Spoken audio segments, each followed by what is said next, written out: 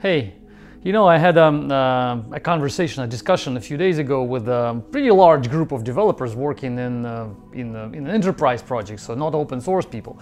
And I was asking them a favor. I was asking him to give me a few stars on one of my open source projects, and I found out that majority of them didn't even have GitHub accounts. And they were okay with that. They were saying that we don't need that because we're doing something on our, different repositories locally, so no open source. We just read GitHub sometimes, we don't touch it, so we don't have accounts there. And I was trying to explain them that, the time is changing now. That's how 10 years ago people didn't have Facebook accounts and didn't have Instagram accounts. And some people still don't have that, but most people, including my parents, they have now Facebook accounts. Some of them even have Instagram accounts. This is just the way life is organized now. So we are becoming more social in the digital space.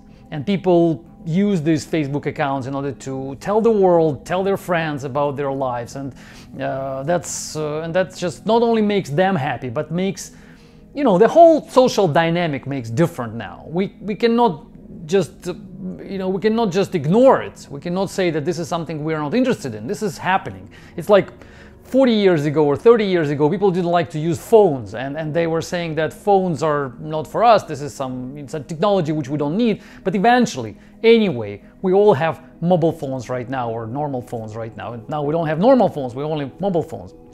The same is happening in the development world. If you are the developer, then you have to be social. You cannot be just developer, you have to be social developer. You have to socialize your code.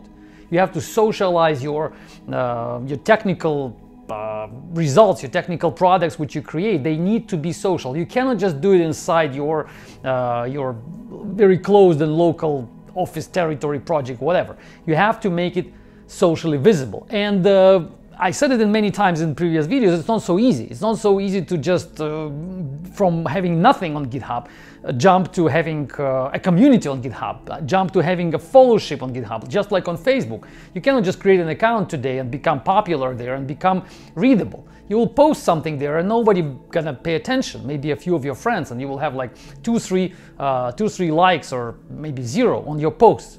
But in order to get more, in order to be visible there and get like 100 likes and 100 comments on each post you make, then you have to invest into that. The same on GitHub, you have to invest into that. And to be there, to be social coder, to become a coder who is socially visible and socially valuable, I think that the most important element of that, the most important recommendation is to be fun and to be a mentor. So you have to, first of all, give us, your followers, your readers, some fun to read your stuff.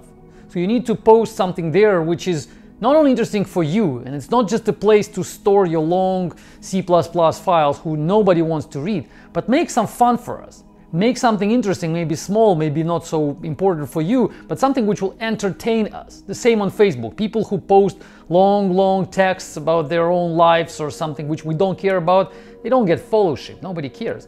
But if they post something which entertains us, then they become popular on Facebook. You have to do the same on GitHub. So post projects and repositories and code which will entertain us in some way. Even people, have sometimes repositories with no code, but just maybe a small piece of text, maybe some list of something. Like, here's the catalog of the most useful tools for graphic design.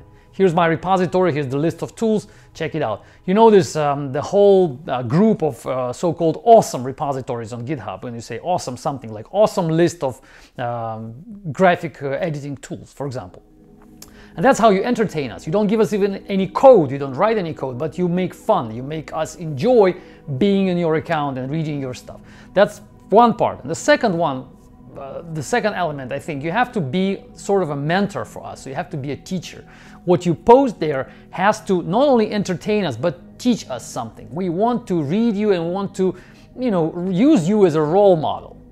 Of course, when you start, you're not going to be a big role model for a big amount of people, but in the beginning. But later, if you post something which you think other people may learn something from, then that will make you a mentor for junior programmers, for not so junior programmers. It's always possible to find somebody who knows something less about Java, for example. And you can post something which will teach them, which will train those people, and that's how you become a mentor for them. So be a mentor who is fun to read and follow, and that's how you become socially active and socially valuable. Not only just a coder, not only just a programmer, but social programmer.